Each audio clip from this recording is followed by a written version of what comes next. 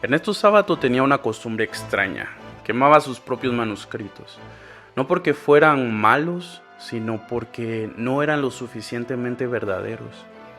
Durante años escribió novelas que terminaron reducidas a cenizas, y sin embargo, 3 sobrevivieron a esa inquisición brutal del propio autor: El túnel, Sobre héroes y tumbas y Abadón el exterminador. 3 novelas que más que libros separados parecen las partes de una misma obsesión. Y cuando uno termina de leerlas, entiende algo realmente inquietante. Sábato no estaba escribiendo 3 novelas, estaba explorando 3 niveles de la oscuridad humana. Ernesto Sábato no comenzó como escritor. En realidad, comenzó como científico. Él era físico. Trabajó en el laboratorio Curie en París, rodeado de ecuaciones, experimentos y la promesa de que lo que la razón podía explicar. Pero algo empezó a incomodarlo profundamente. El propio Sábato diría más tarde que la ciencia no era suficiente para explicar lo esencial, porque el ser humano no está hecho solo de lógica, está hecho de luz y de oscuridad. Una oscuridad que para el mismo Sábato muchas veces preferimos negar. Como escribió el propio Sábato, el hombre moderno está desgarrado entre su grandeza y su miseria. Antes incluso de convertirse en novelista, Sábato atravesó otra búsqueda: la política. Durante su juventud y decepcionado de la ciencia, buscó en las filas del comunismo, convencido de que una ideología podía ofrecer respuestas a ese caos y a lo esencial. Pero con el tiempo se desilusionó de esa certeza. Ni la ciencia ni la ideología parecían capaces de explicar el drama humano. Fue entonces cuando comenzó a explorar el arte. Primero, a través de la pintura, fascinado por el surrealismo y por la posibilidad de expresar aquello que la razón no podía nombrar. Más tarde llegaría la literatura. Y curiosamente, ambas cosas nunca dejaron de estar conectadas. Debo decir algo personal antes de seguir. Ernesto Sábato es probablemente mi autor favorito.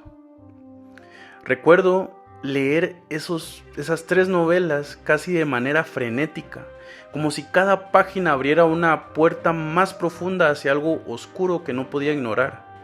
El túnel, Sobre héroes y tumbas y Abadón el exterminador no fueron simplemente libros que leí, fueron libros que aún me persiguen. Y creo que eso es precisamente lo que hace grande a Sábato. Sus novelas no buscan entretener al lector, buscan desnudarlo. Para entender mejor a Sábato también hay que mencionar a otro gigante de la literatura argentina, Jorge Luis Borges. Borges y Sábato representan de cierta forma 2 maneras muy distintas de entender la literatura. Borges es el escritor de los laberintos intelectuales, de las bibliotecas infinitas, de los espejos, de los juegos metafísicos. Sábato, en cambio, se sumerge en otra región completamente distinta, pero igual, la oscuridad psicológica del ser humano. Donde Borges construye laberintos del pensamiento, Sábato explora laberintos del alma. Uno escribe desde la claridad del intelecto y el otro escribe desde la angustia existencial. A primera vista, El túnel parece una historia simple.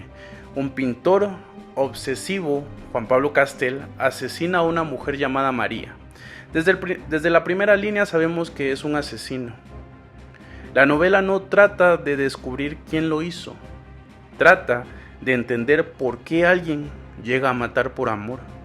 Castel vive atrapado dentro de su propia mente, en un túnel que representa algo mucho más profundo: la incomunicación absoluta entre los seres humanos. En el mundo de Castel, nadie puede comprender realmente a nadie más. Cada persona camina dentro de su propio túnel. Pero dentro de esa historia aparentemente sencilla, aparece un símbolo que Sábato nunca abandonará: la ceguera. En el túnel aparece apenas como una insinuación, pero en la siguiente novela de Sábato, este símbolo crecerá hasta convertirse en algo profundamente perturbador. Si el túnel exploraba la obsesión de un individuo sobre héroes y tumbas, explora algo mucho más amplio: la obsesión de toda una sociedad. La novela mezcla historia, tragedia familiar, locura política y amor, y en el centro aparece Alejandra, uno de los personajes más trágicos de la literatura latinoamericana. Pero el verdadero corazón oscuro de esta novela aparece en un capítulo que muchos consideran uno de los textos más inquietantes de toda la literatura. Ese capítulo se llama Informes sobre ciegos. En él, Fernando Vidal Olmos desarrolla una teoría paranoica. Cree que existe una sociedad secreta de ciegos que gobierna el mundo desde las sombras. Pero el verdadero o lo verdaderamente perturbador no es la conspiración en sí, es lo que representa. Para Sábato, los ciegos simbolizan la oscuridad interior del ser humano, aquella parte de nosotros que se mueve en las sombras, que no queremos nombrar, que no queremos ver y que quizá nunca podremos ver.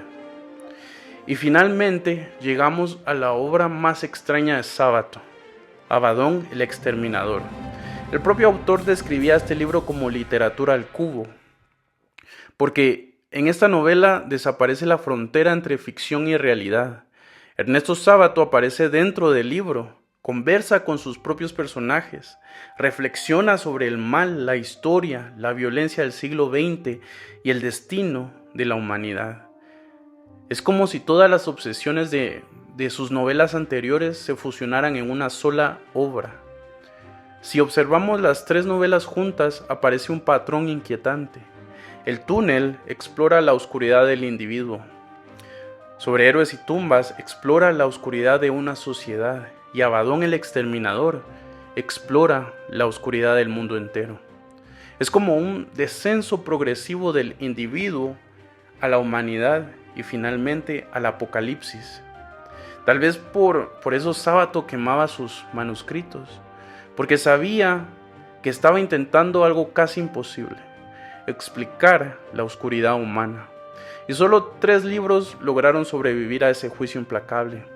Pero tal vez por eso las novelas de Sábato siguen siendo tan inquietantes, porque no intentan consolar al lector, no intentan tranquilizarlo, intentan mostrarle el abismo y recordarnos algo que Sábato entendía muy bien: que el ser humano vive siempre entre 2 fuerzas opuestas, la esperanza y la catástrofe.